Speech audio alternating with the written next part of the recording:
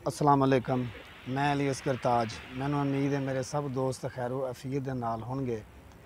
प्यारे दोस्तों, दुनिया दे विच बिजली पैदा करन दे तीन ज़राए ऐसे ने जिहड़े इंतहाई सस्ते ने और अल्लाह ताला दी ज़ात ने पाकिस्तान दे विच वाफर मकदार दे विच अता कीते ने।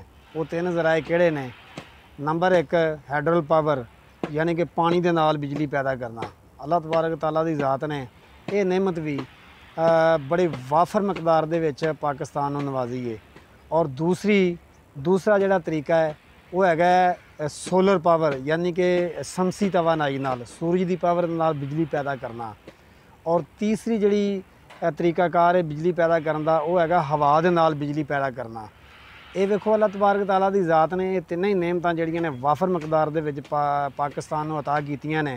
नंबर एक, पानी साढ़े पहाड़ी इलाकों के विचों आउंदा है और दरियावां की शक्ल अख्तियार करता है। डैमां दे विच पानी जमा करके उहदे नाल फिर बिजली बनाई जाती है। नंबर दो, साड़ी जिहड़ी साहली पट्टी है यानी कि समुंदर का किनारा है, उत्ते हमेशा 12 महीने 30 दिन जिहड़ियां ने ना वो हमेशा जिहड़ियां हवावां ने वो चलदियां रहिंदियां ने। उन्हां दे विच भी तुसीं विंड पावर दे नाल इंतहाई सस्ती बिजली पैदा कर सकते हो। और तीसरे नंबर पर आ जाती साडा सोलर सिस्टम। सोलर सिस्टम के नाल सोलर सिस्टम एक ऐसा है कि तुसी एक बारी उस सिस्टम ला लेंदे हो, बाद च ना तुहाडा हिंग लगे ना फड़कड़ी और रंग भी आवे चोखा।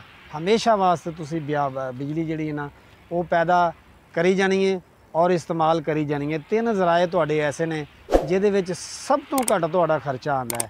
और हैरानगी वाली गल है, पता नहीं साडी बदकिस्मती है बदबख्ती है, इहदे विच किहड़ी चीज़ है कि साडे मुल्क दे विच जिहड़े इंतहाई महंगे ज़राए ने। मिसाल के तौर पर तेल दे नाल बिजली पैदा करना, तेल दे नाल बिजली पैदा करना या कोयले दे नाल बिजली पैदा करना, ये इंतहाई महंगे ज़राए ने। सस्ते ज़राए छड्ड के महंगे ज़राए दे नाल बिजली पैदा करना, पता नहीं इहदे विच की हिकमत है।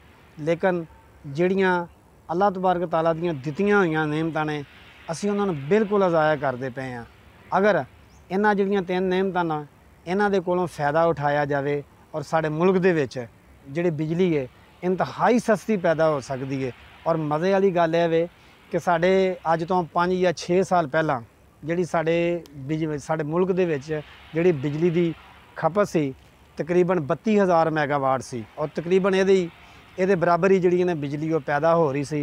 इस वेले साडे मुल्क दे विच बिजली की जिहड़ी पैदावार है ਉਹਦੇ कारखाने तो मौजूद ने, लेकिन अगे जिहड़ी बिजली की खपत है वो सिर्फ रह गई है तकरीबन 15 तो 16,000 मैगावाट। अगे सर्दियों के इस तरह होंदा सी कि सर्दियों 15 तो 16 मैगावाट 15 तो 16,000 मैगावाट बिजली जिहड़ी इस्तेमाल होंदी सी और गर्मियों के 30 तो 35,000 मैगावाट जिहड़ी वो बिजली इस्तेमाल होंदी सी। लेकिन तकरीबन 4-5 साल के अरसे तो बिजली के जिहड़े साडे जिहड़े वैसे जिहड़े इंडस्ट्रीयल जोन ने या साडे जिहड़े कारखाने ने वो वैसे ही यानी कि ऑफ पोजीशन दे विच पए होए ने, वो चल नहीं रहे, जिहदी वजह नाल इस वेले पाकिस्तान दे विच बिजली जिहड़ी खपत है 15 तो 16,000 मैगावाट जिहड़ा ना वो इस टाइम ते साडा सिस्टम चलदा पिया। और